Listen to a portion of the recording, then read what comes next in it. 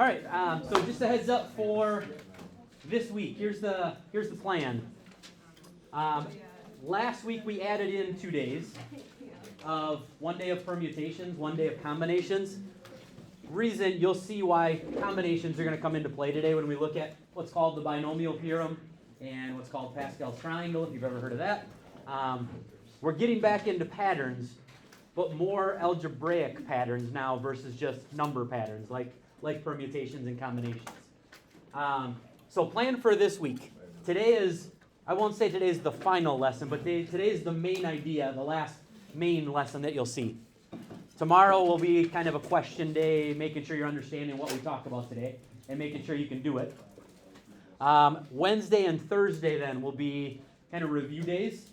And then Friday is your Chapter 8 test on what we've talked about, which really what it's going to come down to is 3 main things. Arithmetic sequences in series, geometric sequences in series, and then this stuff, the binomial theorem. Okay, those are kind of the 3 main things we've talked about in the last week and a half or so. And that's what you'll see when it comes test time. So just as a heads up, those are kind of your 3 main ideas. So today, we are going to look at, like I said, using the binomial theorem. The reason why this is called the binomial theorem is we can use a bunch of patterns and a bunch of shortcuts to take a binomial and expand it. Okay? So for example, here's where we're going to start. We're going to look for patterns today, and there's going to be a lot. There'll be a lot of patterns. But the idea is this. So here's our binomial, a plus b. We're starting with the 0 power. We'll work to the first, second, third. If I went through and I asked you to expand and actually multiply out, like a plus b to the 7th power, would it take you a while, or could you do it pretty quickly? What do you think? A plus b to the 7th. Think about what a plus b to the 7th means. A plus b times a plus b times a plus b times a plus b, 7 of those factors. And you'd have to FOIL and FOIL and FOIL and FOIL and FOIL. What the binomial theorem is, and what the whole point of today is, this is in the chapter that talks about patterns. We're going to try to find patterns so you don't have to do all of the multiplying when you expand a binomial. Okay? So, that's what this first slide is. We're going to start taking a look, see if we can notice some patterns. First question, what's a plus b to the 0 power? 1. Okay? So our first answer here we have is 1. I'm going to put that right down here, down the middle. Then we're going to take a plus b to the 1st power, which, by the way, is what? A plus b. I'm going to write it a different way, though, so that you can start to see the patterns. Okay? It's really just a plus b. But what I'm going to write it as is 1a to the 1st power b to the 0. There's a reason, just trust me. Just go with me on this one. Plus 1a to the 0 power b to the 1st power. Just trust me, there's a reason. You would not normally do this. Nor will you do this when you get to like your final answers. This is just so you can see the patterns a little bit easier. Agree, by the way, that this first term is really just a? B to the 0 is 1 times 1, b to the 1st. This is really just a. This is just really b. That's all this is. You told me it was a plus b. That's what it is, just written a little bit differently so you can see some things. Okay?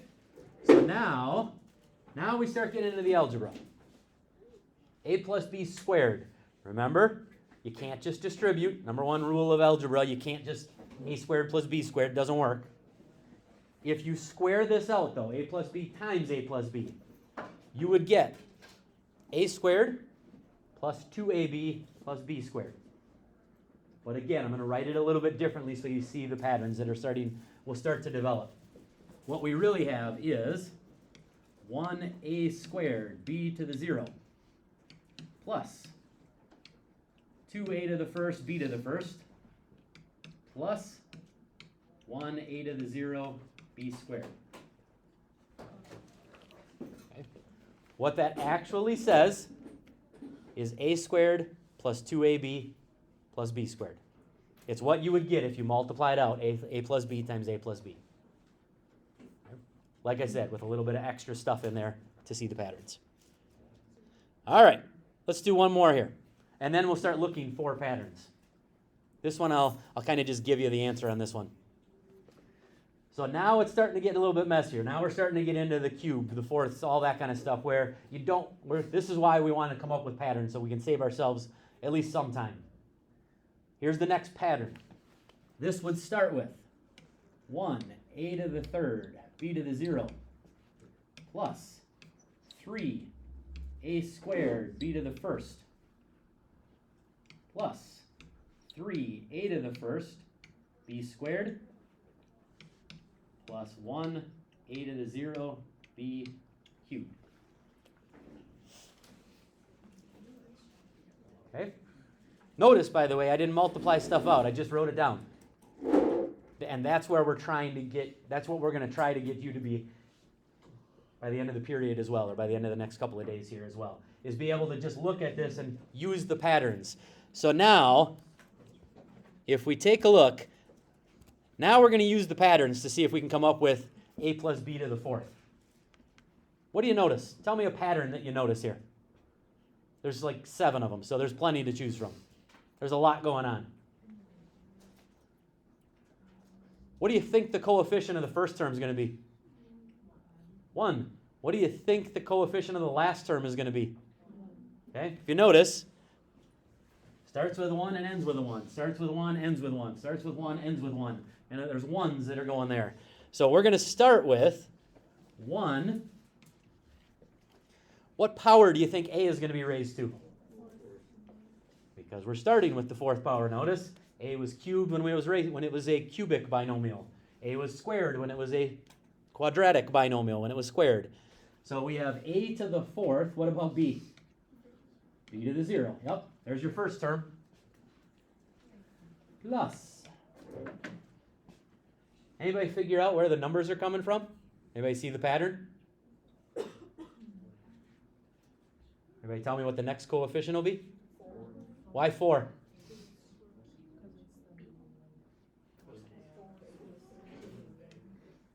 Those two numbers combined give you that. Those two numbers combined from the previous row give you that. These two numbers combined will give you the next coefficient. So you can kind of use the previous row coefficients to get the next row. Okay? So in this case, a, what do you think a would be raised to? 2. B to the... No, excuse me, 3, sorry. A to the third, sorry. I was looking at the wrong one. A to the third, B to the 1. We'll discuss the patterns more specifically here in a second. What's the next coefficient? What do you think it's going to be? 6. It's coming from the 3s. Okay. What power is a going to be raised to? Nope. 1 squared. Squared. We'll talk in a second. What power is b going to be raised to? 2. Plus. What's the next coefficient? 4. It's coming from the 3 and the 1. A is going to be raised to first. B is going to be raised to third.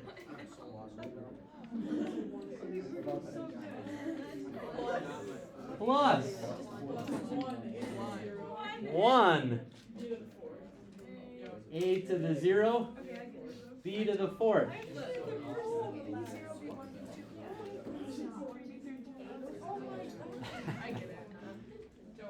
So keep in mind, we're on slide number 1. There's a reason why if you're not understanding it yet, you're not totally supposed to yet. Okay? There's a reason why we're on slide 1, yes. Now, let's take a look at the patterns. Okay? And here's where I'll more formally talk about it, and then we'll work back and forth. First off, if we go to, here's some patterns. I've got 7 of them. Okay? Pattern number 1. One of the things, hopefully you noticed, that the exponent, as you work your way from term to term, the exponent on a decreases by 1 every time. We started with a to the 4th. then the next term had a to the third, then the next term had a squared. So the exponent on a was going down by 1 every term. What was happening on the exponent on b? It was doing the exact opposite. B started at the 0 power, then went to the first power, second power, third power. So as a was going down, b was going up. Okay? The exponent was, one was decreasing, the other one was increasing at the same time.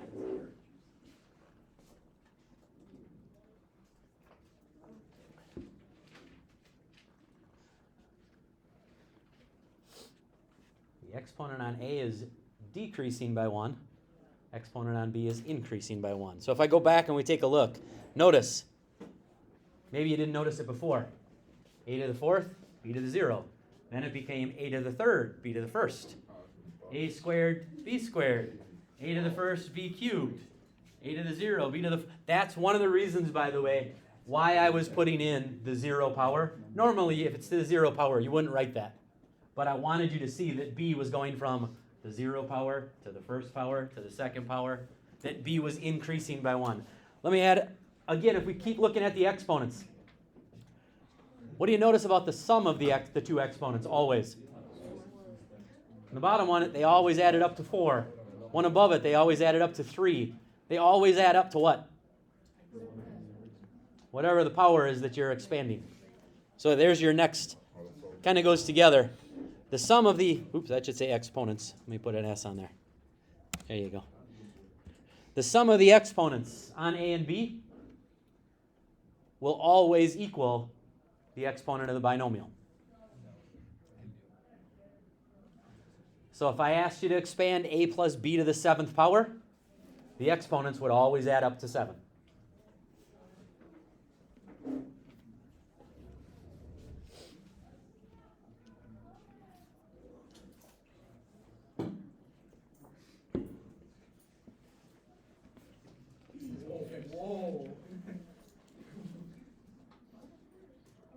All right. We already talked about it a little bit. The coefficients are coming from the previous row. That is also, by the way, those numbers are what are called Pascal's triangle. We'll take a look. If I took all the variables out and just left the coefficients, that's what's called Pascal's triangle. We'll talk more about that, okay, in a second.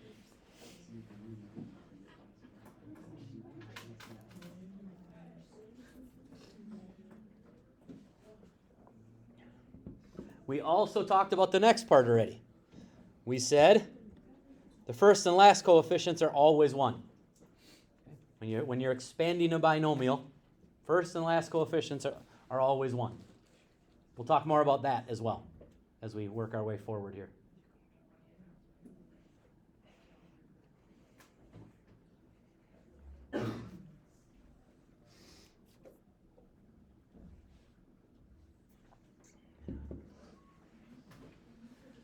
There are two more things that we haven't technically talked about that you probably didn't see right away because it wasn't the most obvious thing.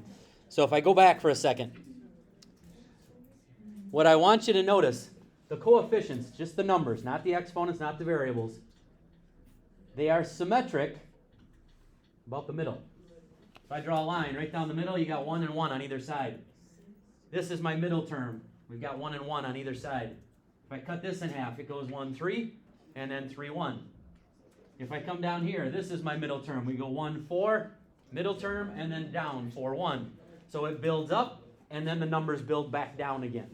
Okay? So if I went into the next set of coefficients, you'd see the symmetry of the numbers that build up and then build back down. So your next pattern that you're going to take a look at is that the coefficients are symmetric about the middle term.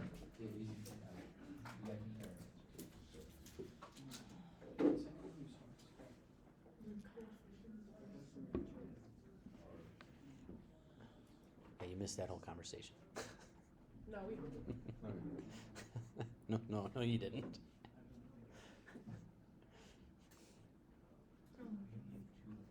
So the coefficients are symmetric about the middle term. Okay? Like I said, as those numbers build up, they will also build back down on in the same pattern. Okay? And we'll take a look at that as we move forward too. One last one, and that is, if you look at how many terms you have. This was a plus b to the first power. Notice we ended up with 2 terms. When we squared, we had 3 terms. Third power, we ended up with 4 terms. How do the terms always compare to the power? There's always one more term than the power. So if I asked you a plus b to the 7th, how many terms would we have? There's 8 terms if you expanded it. Okay?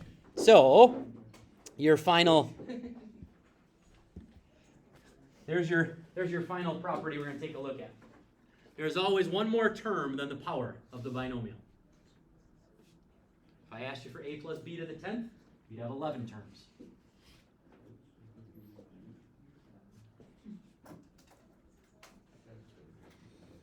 So like I was talking about, a lot of patterns.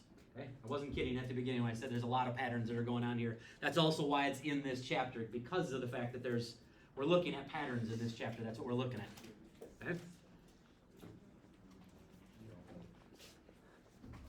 Yeah, right? How are we supposed to figure out, how we figured out 6 a squared, b squared? If we don't write out all the ones leading up to it, and it's some higher number, Specifically the coefficients, I'm guessing is what you're talking about? yeah, it's 6. Gentlemen. Thank you. I'm gonna answer that question on the next slide that's coming up. Okay, it's coming. That's a great question. Unless you have the pattern and you're building your way up, how do I find a specific row or a specific term? That's exactly where we're headed. So I told you if we took out all of the variables, here's what Pascal's triangle looks like. Okay, Pascal, because that's the person that discovered that there was these patterns. Okay. What would the next row be, by the way, of Pascal's triangle? What would the numbers be? 1, 5. Yeah. 1, 5. How about 10? 10 again. 5. 1. 6 and 4. Oh, I thought you were adding If you notice, there's the symmetry again. 1, 5, 10. 10, 5, 1. Okay, it is symmetric about the middle. What would the next row be? If we kept going. 6. 1, 6, 15, 20, 15, 6. Notice again, there's the symmetry. 1, 6, 15, 20 to get to the middle term, and then 15, 6, 1 as it works its way back down. So there is, like I said, this is all coming from the previous terms up above. 10 and 5, 10 and 10, 10 and... Okay, but Reagan had a really good question of, what if I don't have, or don't remember, or don't have this handy, and what do I do then? Okay, because what if it was a plus b to the 10th? I don't want to have to work my way through the first 9 rows in order to get there. Okay? Do me a favor for a second. Plug that into your calculator and tell me those answers. I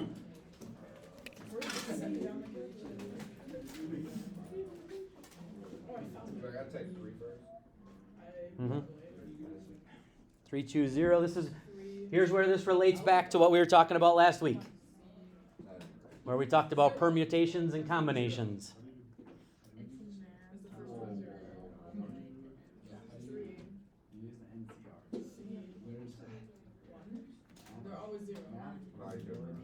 Nope.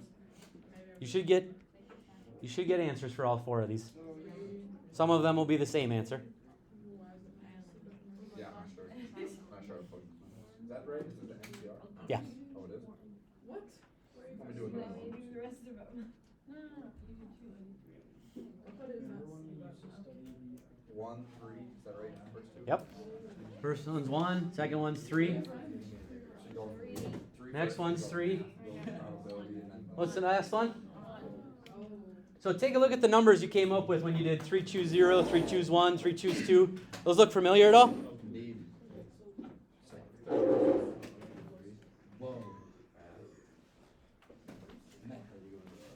These numbers in Pascal's triangle, the reason why we spent a day on permutations and a day on combinations is so that once we started looking at this, you actually had an idea of what you were looking at versus some random thing that you had no idea what you were talking about. This next row, this is really 4 choose 0, 4 choose 1, 4 choose 2, 4 choose 3, 4 choose 4. 5 choose 0, 5 choose 1, 5 choose 2. It's combinations that we were talking about on Friday, okay? When we talked about the permutations we talked about on Thursday, it was basically a setup to Friday. Friday we were talking about combinations so that you kind of knew what they were. That was a setup for this. So that when we start talking about combinations. So now let me go back to Reagan's question for a second. If I asked you for a plus b to the 10th row, okay, or a plus b to the 10th power, you don't need to go through and fill out this triangle and work your way down. You would start with 10 choose 0, 10 choose 1, 10 choose 2. That'll give you the coefficients in that row. So you don't actually need this pattern. You can use the combinations instead, okay? Which is why you're not going to have to worry about like having Pascal's triangle on the test or anything. You can just do it with combinations instead, okay? So just a quick heads up. You don't need to write this down. This is, a lot of times in different textbooks, it's just a different way to show the same thing. This right here, just so you're aware, when it's got 2 and 0 and it looks like it's almost like an ordered pair, what this actually stands for is 2 choose 0. Okay? It's the notation. This would be 2 choose 1, 2 choose 2, 3 choose 0. This row right here is what you just typed into your calculator. Okay? That's just a different mathematical notation. So just be aware that if you see that, that's what they're actually asking.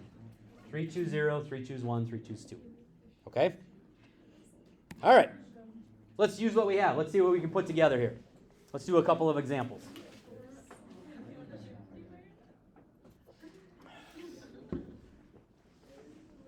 So now, if I wanted to take a plus b to the 5th power, and again, what I want you to think about is, if you were actually going to do this algebraically, you would have to multiply a plus b times a plus b 5 times. That'd be a lot of foiling. Instead, the binomial theorem, Pascal's triangle, can hopefully get us there a whole lot quicker. Okay? We're going to start. First term, what's the coefficient? 1. A is raised to the 5th power, b to the 0, which technically you don't necessarily need to write down. You really don't need the 1 either. I'm just kind of still working on the patterns. Plus, by the way, this 1 is really 5 choose 0. Okay? Since it's the 5th power, it's kind of like your 0 term, if you will. Next one would be 5 choose 1. That would be where you get the coefficient from, which is what, by the way? 5. A to the 4th power, b to the 1st power. Like I said, 5 is really just 5 choose 1. That's where that's coming from. Okay? Plus, what's the next coefficient? 5 choose 2, which is 10. Yep. A to the 3rd, b to the 2nd. And again, that number is coming from 5 choose 2. And now if we just keep going, now I'm going to speed up the process here a little bit. Next number would be 5 choose 3, which is also 10. A squared, b cubed. Plus, and now here's where the pattern works its way back down. 1, 5, 10. Now we're going coefficients are going to be 10, 5, 1. 5, a to the 1st power, b to the 4th. Plus 1, a to the 0, b to the 5th.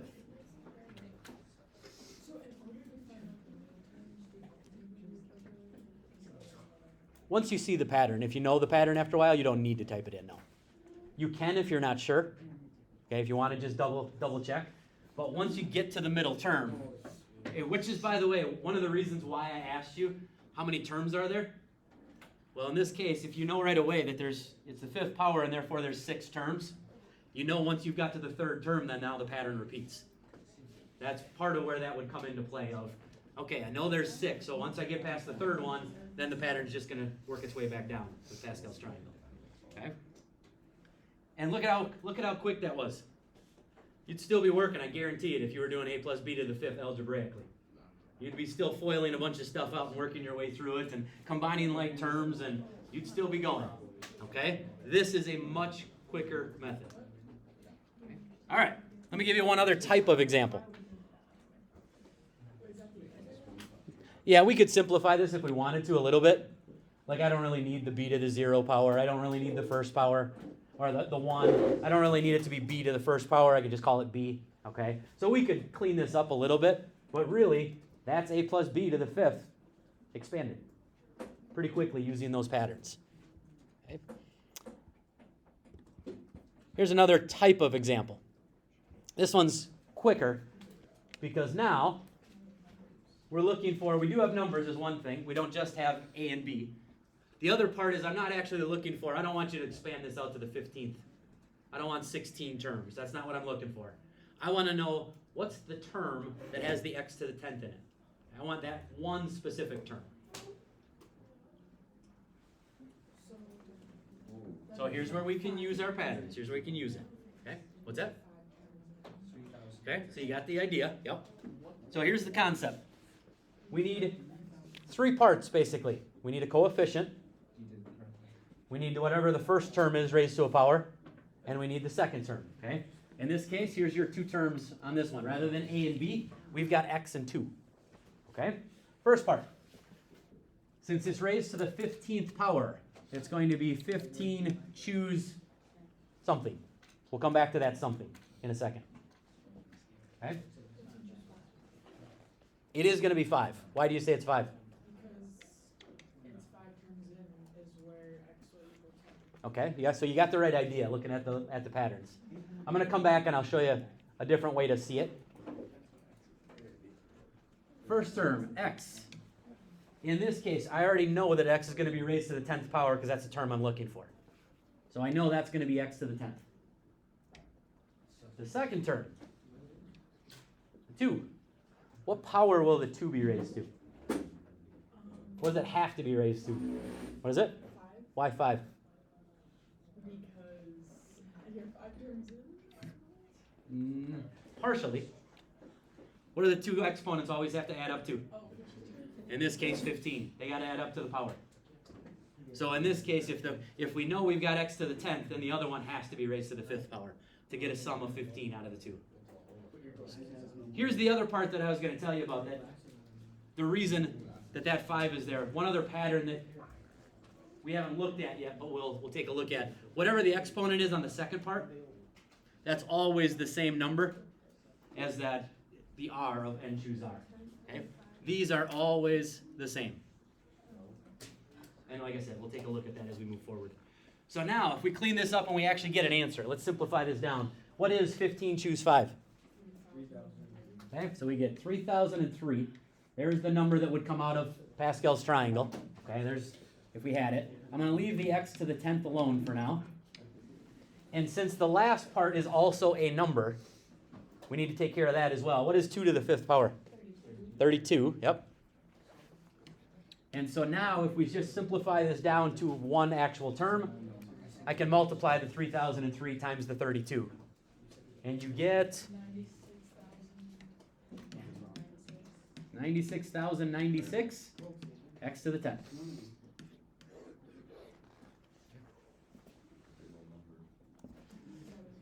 So that's because I was only looking for a term in this expansion. I didn't need the whole thing. I just wanted one specific term. Again, we can use the patterns. We can use different things that we're looking at to our advantage. Okay? Which is, yet again, pretty much the whole point of this chapter is using patterns and looking at patterns. Okay? How we doing, okay? It's a lot, I know. There's a lot going on, but... All right. So here is the formal definition then of the binomial theorem. Okay, here is the actual mathematical definition of what we've talked about with all these patterns. So if you take a look at the binomial theorem, if you were to look this up in the textbook, if you were to look it up, if you Googled binomial theorem, this is what would show up. Okay? I want you to see the mathematical notation so that you can relate it to what we've just been talking about. So for any positive integer n, There's what it actually looks like, which is why I didn't lead with that. Okay. I would write that down. I'll give you some time.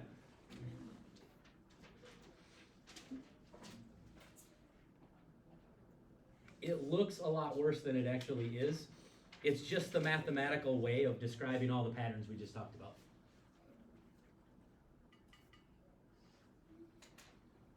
Then it doesn't work out. N has to be positive because as you work forward, you're talking about the. We're gonna only for now focus on positive exponents.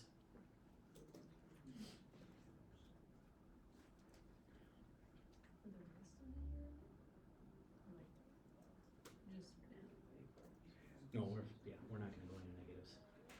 If it was a negative, if you think back to what a negative is, it would just drop everything to the denominator. So it's still the same thing, it just would be in the denominator.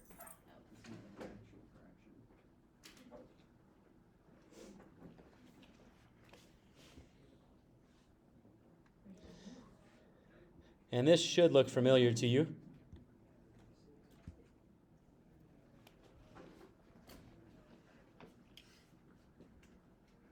Because that's exactly what we did on Friday. N choose R.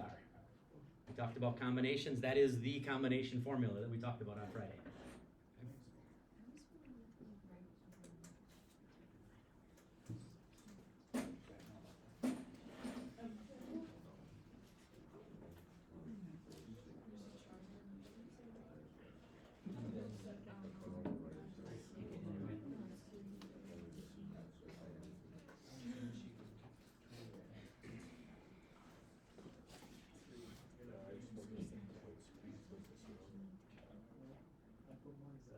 All right, so if you take a look, here's what this is actually saying, mathematically, without writing down all those different patterns that we talked about.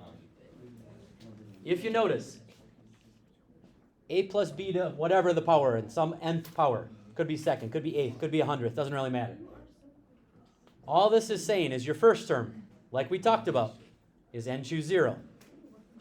Next term is n choose 1, n choose 2, n choose 3.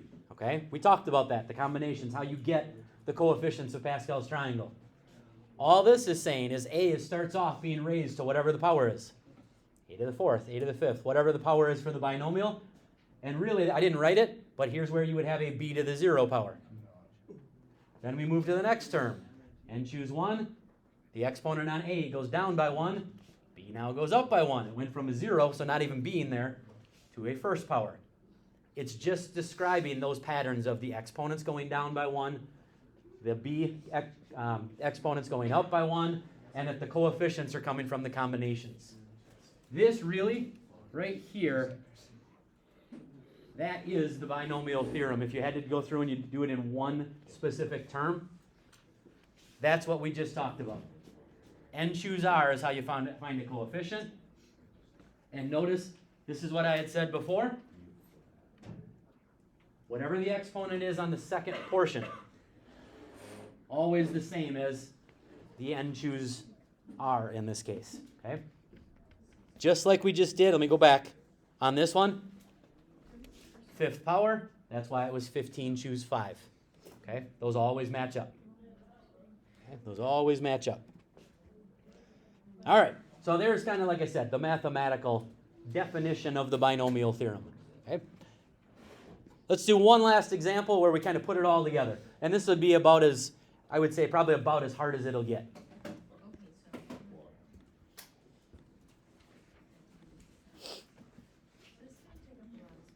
This will take up a little bit of room, yeah.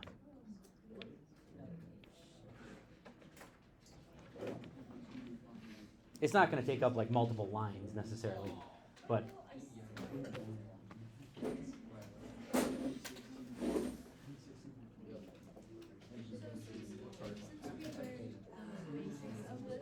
Are we still giving test numbers basics? And this? Does that make sense? I could give you a problem on the test like this. No, you learned the other basics. Yeah. To go to this. So you just do test on this or both? More than likely just this. That was mostly set up to get to here with the combinations. Because had I put this on day one, you would have no clue what that was, having never seen it before. And it would make zero sense to you. That's why I took the time. All right. If you take a look at this one. If we expand this, now granted, it's only to the fourth power, which means, by the way, how many terms will I have? Okay, so we've only got 5 terms. Okay? But what makes this a little bit messier is now we don't just have an A and a B. We've got some other stuff going on here. So the A in this problem is really the 2x. Okay? It's what's always in the first spot. That's the A. The B, when we use the binomial theorem, and I didn't specifically mention this, but if you notice, the binomial theorem is when it's a sum. So that means the B value in this case is actually negative y squared. This is really plus a negative to turn it into a sum. Okay? So what we're really doing is we're taking A plus B to the fourth power. That's really what's going on. But A and B are those two things. Okay? All right, let's use our patterns. Let's use our binomial theorem to expand this. I'm going to write it out the long way first, and then we'll clean it all up to get a final answer. What's the first coefficient? 1. So we've got 1. Normally it would be A, but A in this case is 2x. So I'm going to put that in parentheses. What power is that raised to? 4. And B, which in this case is negative y squared, would be raised to the 0 power. There's your first term right there. What that really says is 1a to the 4th, b to the 0. Okay? Just like the patterns we were dealing with, except a and b are different things. Plus, what's the next coefficient? 4. Okay? And again, if you don't remember it, if you don't know it, this is really, the 1 is really 4 choose 0. The next coefficient is 4 choose 1. Okay? Which is 4. What power is 2x raised to now? Okay, now the exponents start going down and up. So the 2x is now cubed. The negative y squared is now to the first power. And now you just keep working through your patterns. Plus, 4 choose 2 would be the next coefficient, which is 6. The 2x is now raised to the second power. Goes down another one. The negative y squared is now raised also to the second power. Okay. There's 3 terms. Now we go to the 4th term, so now we're working our way back down. Now we're back to a coefficient of 4 again. The 2x is now raised to the first power. The negative y squared is now raised to the third power. And I'm just going to put the last term right below it, because I ran out of room. Last term is 1. 2x is now raised to the 0 power. Negative y squared is now raised to the 4th power. Okay. So there's your 5 terms written out, using the binomial theorem, using the patterns, using everything we've talked about. Now let's just clean it up, because we don't want to leave it looking like this. We want to make sure that we clean this up as a final answer here.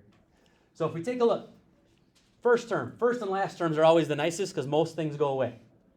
Like I really don't need that coefficient of 1. And negative y squared to the 0 power is what? Also 1. So that's pretty much gone. What's 2x to the 4th power?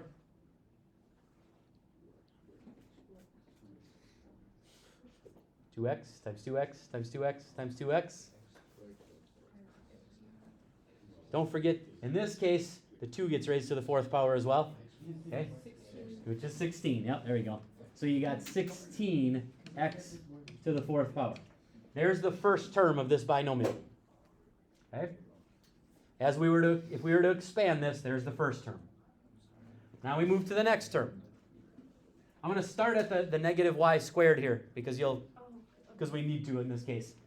If I take a negative y squared to the first power, is this term going to end up being positive or negative? Negative.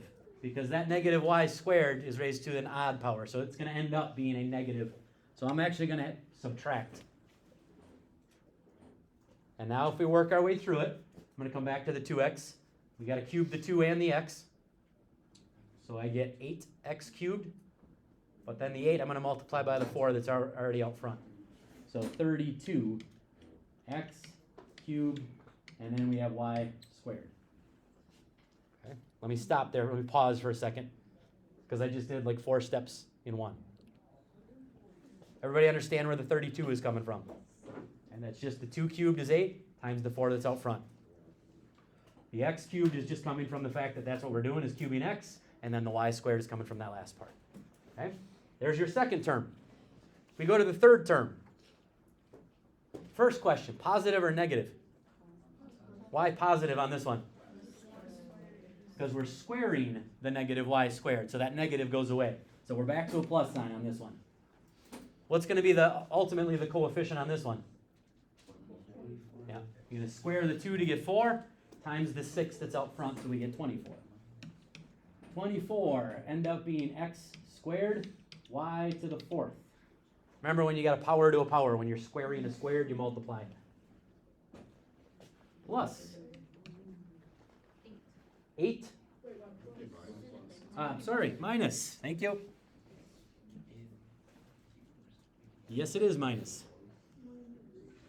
Minus because now we're back to the negative y squared being raised to an odd power. So it is back to a minus. Hey there. Hey, CL, quick Kathy. Yeah, sure. Minus 8. No, it's binomial theorem, Mr. Bohm? Yeah. No? Okay. X to the first power, y to the 6th power. And our last term. I said the first and last term is kind of nice because most of it goes away. Don't really need the 1. 2x to the 0 is really 1. That goes away. So therefore, we end up with a positive y to the 8. And there. Okay. Now, notice, this is a shortcut. This is quicker than if you had to do this by hand. If you actually had to multiply this out, this gets there quicker. We had to take our time because we had to work our way through it and discuss it, but the more you do it, the easier this is going to get, because you'll start to see the patterns pretty quickly. Okay? All right. Assignment for today. I've got a worksheet for you to practice this. And the good news is tomorrow, there's really nothing much that's new. It's continuing to practice.